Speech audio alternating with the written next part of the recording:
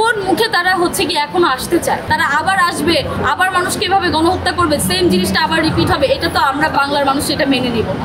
আর্মিরা আমাদের একটা আস্থার জায়গা। 71 থেকে 24 পর্যন্ত আর্মি আমাদের সাথে ছিল। আমাদের যখন যেই জায়গায় আমাদের তাদের দরকার ছিল তারা আমাদের সাথে ছিল, আমাদের পাশে ছিল। সবচেয়ে ক্রাইসিস মোমেন্টগুলোতে যখন আমরা কারো উপর বিশ্বাস করতে পারছিলাম না, আর্মির উপর আমাদের একটা আস্থা রাখা আমরা রেখেছিলাম এবং আমরা এখনও রাখছি। আর্মির উপর আমাদের পার্সোনালি কোনো ক্ষোভ নেই, কিন্তু সেনাপ্রধান যে কথাটা বলেছেন যে আওয়ামী লীগকে পুনর্বাসন করার যে বিষয়টা তার কথার মাধ্যমে ফুটে উঠেছে বা তার কথার মাধ্যমে প্রকাশ পেয়েছে, আমরা সেই বিষয়টাকে সাপোর্ট করি। কারণ এই জুলাইটা আমাদের একটা সেন্সিটিভ জায়গা। এই জুলাইটা মানে আমরা বুকে ধারণ করি।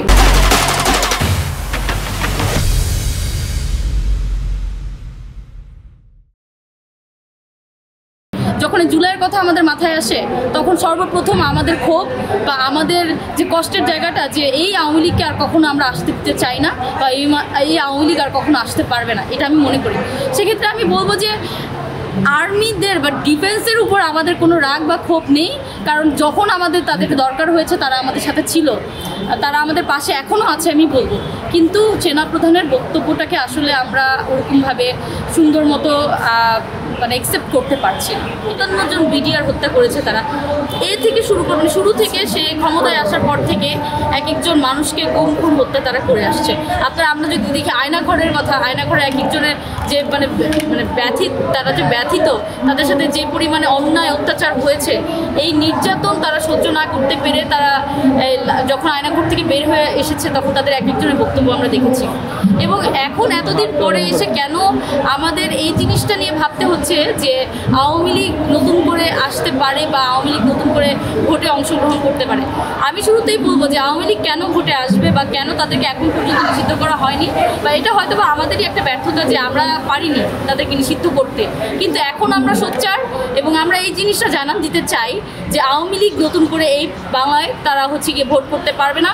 আমরা বাংলাদেশের মানুষ যতদিন না পর্যন্ত আছি, এই ছাত্র জনতা, তারা ভোটে অংশগ্রহণ করতে পারবে না। এটা আমি সুস্পষ্টভাবে বলতে চাই যে তাদের আর ফিরে আসার কোনো সুযোগ নেই। কারণ তারা যেভাবে দীর্ঘ 17 বছর গণহত্যা চালিয়েছে এবং এখনও তারা গণহত্যা চালিয়ে যাচ্ছে এবং সেই ভারতে বসে সে এখন পর্যন্ত টাকা ব্যয় করে যাচ্ছে, বিভিন্ন মানুষকে উস্কে দিচ্ছে, সে কখনোই এই বাংলার মাটিতে আর পা রাখতে পারবে না। আর যদি বাংলার মাটিতে সে পা রাখতে চায় সেক্ষেত্রে তার সাজা হবে একমাত্র মৃত্যুদণ্ড, এতগুলো মানুষকে সে হত্যা এবং খুন করার জন্য। আমি তো মনে করি তাদের আসাটাই উচিত হবে না। তারা যে এতগুলো মানুষকে গুম করলো, খুন করলো, হত্যা করলো, আমার এতগুলো ভাই যে শহীদ হলো, কোন মুখে তারা হচ্ছে কি এখনো আসতে চায় বা কোন ইয়েতে তারা এখনো এসে হচ্ছে কি তারা রাজনীতি করতে চায় বা তারা তাদের দলটাকে আবার পুনর্বাসন করতে চায়, কোন মুখে?